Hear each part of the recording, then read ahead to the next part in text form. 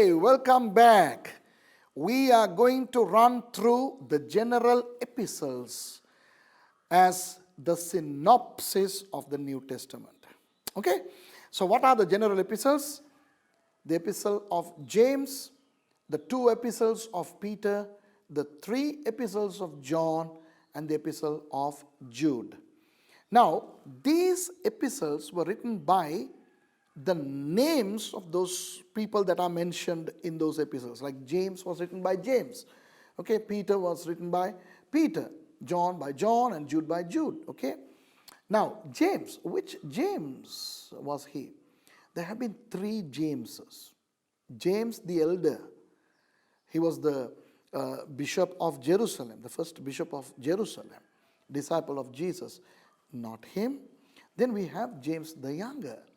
Okay, not him.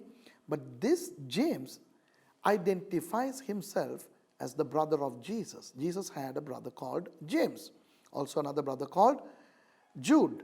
So this person, this James, was the brother of Jesus. He was another son of Mary. Okay, and he later became a Christian.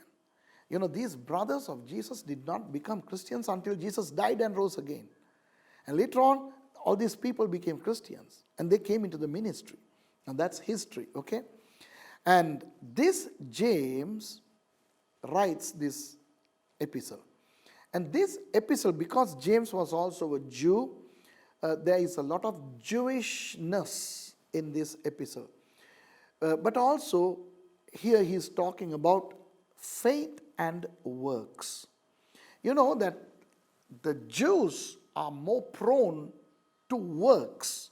Work of obeying the law, work of offering sacrifices, work of observing the feasts, and the work of not working on Shabbat. And you know, it's all work based. So when these Jews become Christians, they try to bring the work element into Christendom too much. Now you need works, but it's not all works that's important. We need faith. But then come the Gentiles who come with a lot of faith and they say, we don't need to do anything but just everything by faith. Okay? So the epistle of James is a bridge builder between faith and works. You need faith, but faith without works is dead. Interesting, eh? You need faith, but you can have a lot of faith and no works. Then your faith, although it's there, it's dead. It's like having a corpse. You can't live with a corpse. The corpse is a corpse because it has no life. If that person has life, then that's the person. So faith without works is dead. And then works without faith is useless. I mean, that's understandable. So the book of James is like that. You know, I love the entire book, but one thing is very interesting. It talks about the tongue. Ooh, the tongue is like the steering of a ship. Okay? And it can move the ship. The tongue can light a fire. So these things are there. So if you read the book of James, enjoy the bridge building between faith and works. Okay? Let's go to the first and the second epistles of Peter. Peter, you know that Peter was actually very vituperative when he denied Jesus. Remember, he said, I don't know Jesus. Then he swore and he cursed. But then Jesus was brought back to the ministry in John chapter 21, and Peter became a wonderful servant of God. History says that he was crucified upside down in Rome, and Peter lived a very wonderful life. And earlier on in our series, I mentioned that one of the disciples of Peter was actually John Mark, who wrote the second gospel. Okay, Peter was a wonderful guy. It was to Peter that God in the book of Acts showed that even the Gentiles can be brought into God's family in a vision that he saw on the roof of Simon the tanner in the book of Acts in Joppa. And then Peter went to Caesarea to visit Cornelius, and Peter was instrumental in bringing the first Gentiles into Christianity, followed by Paul, of course. And then Paul and Peter had a little bit of a brawl in the book of Acts also, when Peter at times, he was a little bit hesitant to behave freely with the Gentiles in the presence of Jews, and Paul was telling Peter off for that. So those things are there. So if you read these two epistles, the epistles of Peter, you will see a lot of doctrines, instructions, and beautiful things that he was talking about. And especially the epistle of 2 Peter, you will see that he is concentrating on the coming of Jesus, the last days, and things like that. So the first epistle was to people who are mainly in the area of Asia Minor and so on. And his audiences were actually scattered people. And First Peter also concentrates much on persecution. He was addressing people who were going through persecution. So if you read First Peter, you'll see how he's saying, don't worry, endure your persecution because it will produce good fruit in you, so on and so forth. Okay? And then the 2 Peter also admonishes about the last days, and it's interesting. Now let's go to the 3 epistles of John. John, the disciple of Jesus, penned 5 books. The Gospel of John, the 3 epistles of John, and the book of Revelation. Okay? Now these 3 epistles are so wonderful and powerful. So such a lot of theology in 1 John. Theology, all sorts of theology. You find hamartiology, you find soteriology, anthropology, theology, Christology, pneumatology, eschatology, all the logies are there in 1 John. So 1 John is very interesting, very deep, and I preach in Tamil, Sinhala and English, trilingual. So if you go to YouTube, you will see my series on 1 John, and try watching that series, you'll be blessed. Okay? Now, 2nd and 3rd John are tiny epistles, 1 chapter each. 2nd John is addressed to a beloved lady, whoever she was. And that was a message of encouragement to that lady to serve the Lord and keep going, beautiful. The epistle of 3rd John is aimed at a man called Gaius, an elder. And John starts by saying, hey Gaius, I know that you are a spiritual man. You are blessed spiritually, but I want you to be blessed physically, financially, emotionally, in every way as well. My beloved friend, I want you to be blessed in every way. So it's an epistle of blessing. How we can be blessed, we can be happy. Just because we are in the ministry, we don't need to be miserable. We can be blessed. Okay, that's 3rd John. What about the epistle of Jude? Again, I have done 5 sermons on those 25 verses of the epistle of Jude. Just 1 chapter, but it is attacking the heretics big time. Now there can be 2 kinds of heretics, my dear friends. Those who teach heresy. The first kind are blunt and open. You can recognize them and you know that they are teaching heresy. So you can have your antennas high to detect them and be careful with them. But Jude was not necessarily aiming at them. He was attacking the second group of heretics. Who are they? They are camouflaged heretics. They are in our churches. They are sometimes in our leaderships. They are so holy and they are so biblical. They are so wonderful, but they have crept through the sideways and they slowly inject heresy. You know, if you have, in Tamil they say, Oru kudam palukku oru tulli visham. If you have a whole pot of milk and all you have to do to contaminate is inject one drop of venom, poison into it, and the entire pot of milk turns to poison. So these heretics Jude is talking about, they come as non-heretics.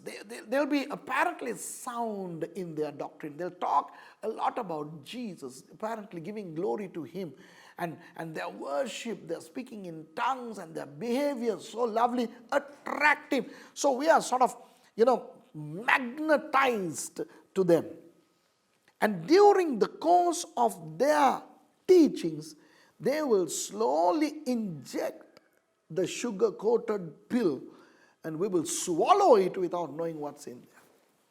And we will give in to those heresies. And that's what he is talking against. So read it. You may not necessarily understand it, but then we are there to help you, and we will unravel the mysteries and the embedded secrecies and paradoxes in those verses to explain. Okay? Friends, we've come to the 5th section, the last section. And that's what? Prophecy, the book of Revelation. The book of Revelation has 22 chapters and it's very hard to understand. But having said that, I want to tell you that if you are to understand the book of Revelation, you need to understand the Old Testament really well. Because, this is how I put it, the book of Revelation is an Old Testament book situated in the New. Okay? So you got to understand the metaphorical language, the symbolical expressions, and the way and style, the symbols, metaphors, allegories, allegorical expressions of the Old Testament. The symbolism, allegorical, and metaphorical elements of the Old Testament need to be understood if you are to understand the book of Revelation. If not, you will not understand. Now, I would divide the book of Revelation into 2 parts. Now, when you deal with Revelation, you come across the preterists, the futurists, all these interpreters. Now, people are there in Christianity who are amillennialists, premillennialists, post-millennialists, okay, mid-tribulationalists, okay, and pre-tribulationalists, dispensationalists, all these technological terms to denote these interpreters. And if you ask me technologically, who are you, Suresh? I am a dispensational, pre-tribulational, pre-millennial rapture theorist. Well, it doesn't matter who you are, as long as we believe in the Bible, and the book of Revelation is very interesting. The book of Revelation suggests that we should read it.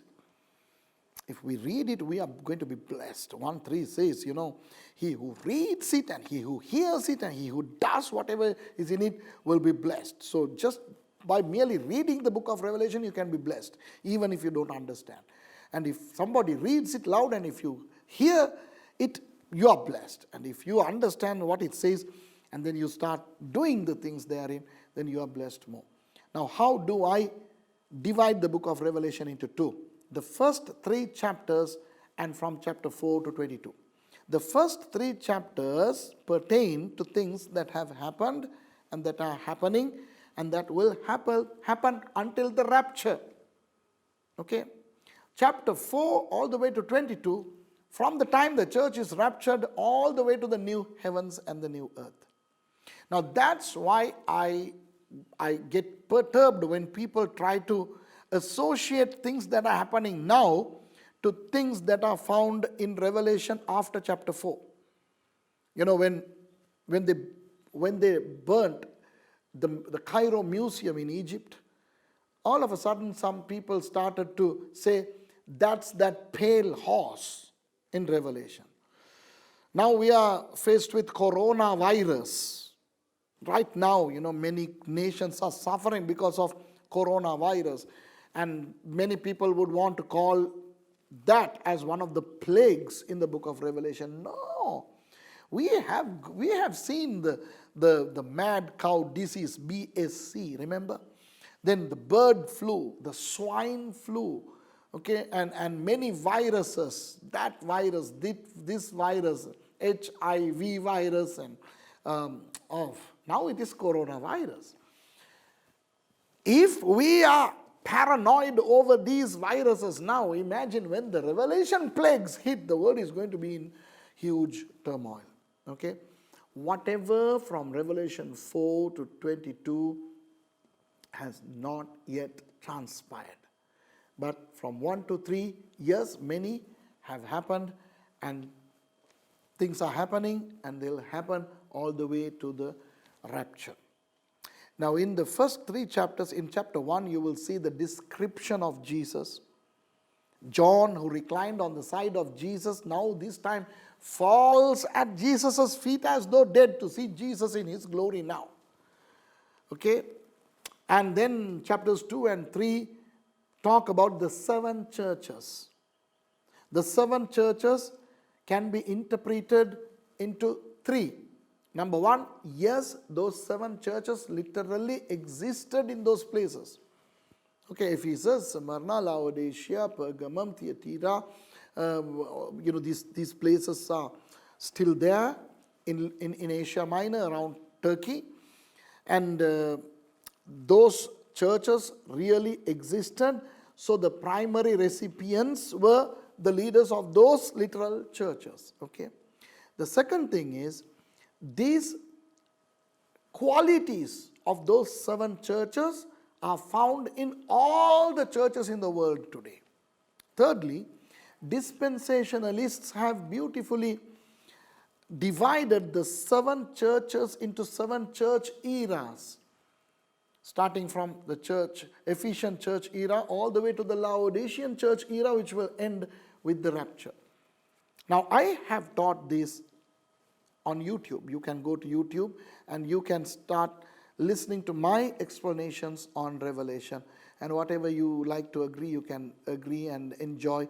And whatever you like to disagree, go ahead and disagree. This is a book. The book of Revelation is still a book of paradox to me. I have studied that in many places, in Sri Lanka, in England, in America. And people have labeled me as an eschatologist and all that kind of stuff. But still, I think the book of Revelation is full of paradoxes, okay? Because of the large quantum of allegories, symbols, and paradoxes, metaphors embedded therein, okay? And then if you go to chapter 4 onwards, you will see the visions that John saw, both of the heaven and of the earth. Now, when you read, when you try to understand, you will have to really struggle to place the scenario either on earth or heaven. Sometimes some things happen down on earth, some things in heaven. We are introduced to 3 human beings who are antichrists. The political antichrist, the chieftain, okay, and then the spiritual antichrist, the false prophet, and the economical, commercial antichrist, the beast. And because there are 3 antichrists, 3 number 6s are found. 666.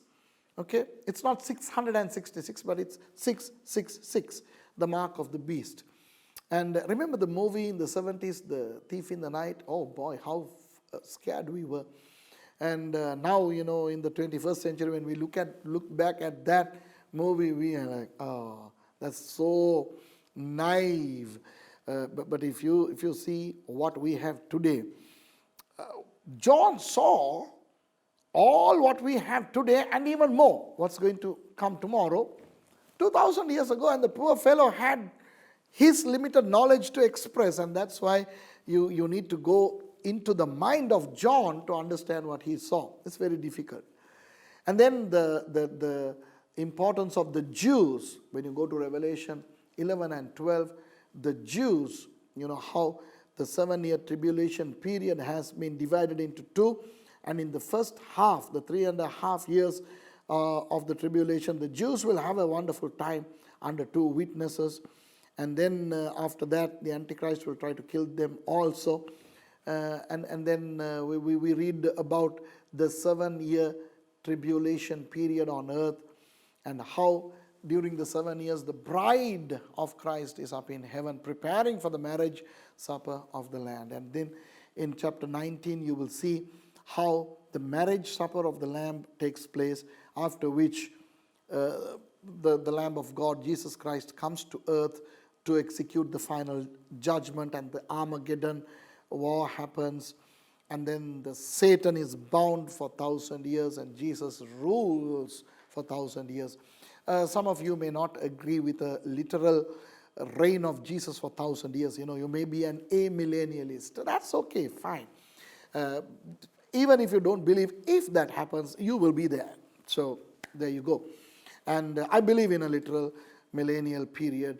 And so let's not brawl with these things, because Revelation is a hard to understand book, but we should refrain from inducing heresies into it. Okay?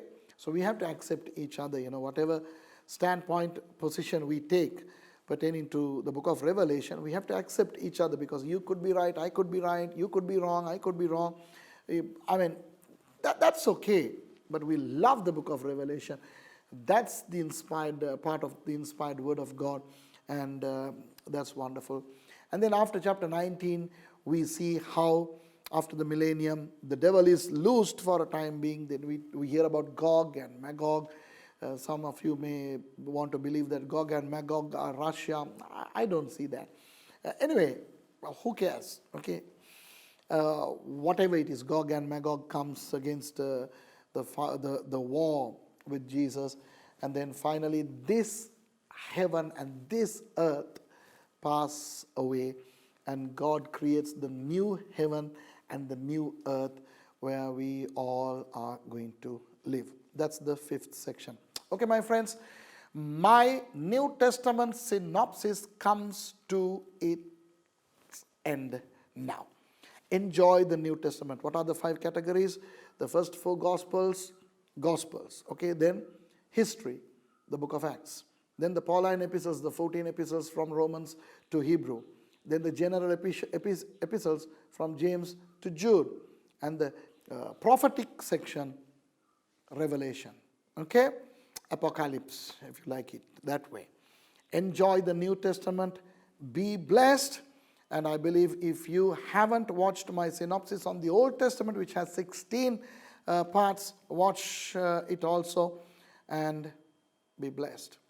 God bless you. Meet you in another study. Take care.